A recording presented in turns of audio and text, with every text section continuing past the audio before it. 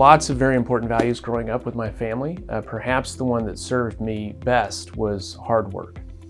And so we were woken up every morning by our dad to go feed the hogs before school. I wasn't great at it, so I had to find a different profession.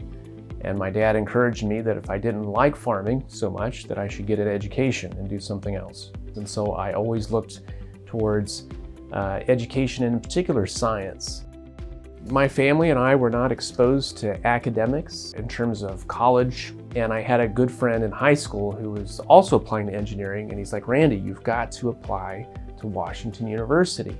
Once I came to Washington University, with the scholarship financially supporting my way, enabled me to do that and opened up many more doors for me. Engineering for me has always been about dreaming what could be possible, what could you do if things were better than what they are today. It was always about the future.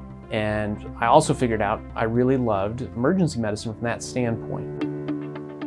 When I went to medical school, I continued my interest in the neurosciences, had come back to Washington University and came here for the neurology research.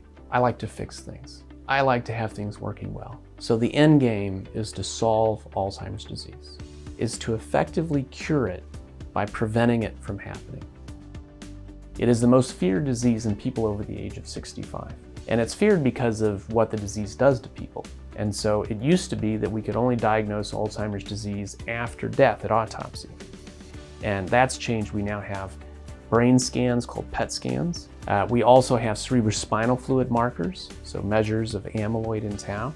And most recently, blood tests, so blood biomarkers to help diagnose people with the pathology of Alzheimer's disease.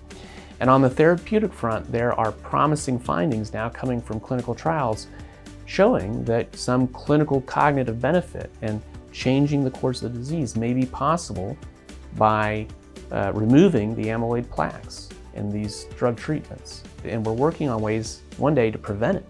So C2N Diagnostics, the company that was co-founded by Dave Holtzman, myself, and others, brought together this company really around the idea that we could use high technology ways of analyzing Alzheimer's disease proteins in the cerebrospinal fluid in the blood to help track disease-modifying effects and to help diagnose and identify people with Alzheimer's pathology.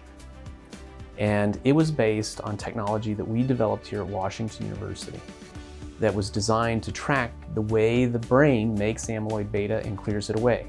So this technology helps address that. It helps address in people how their brains are responding to different interventions. Receiving the McKelvey Engineering Award means a phenomenal amount to me.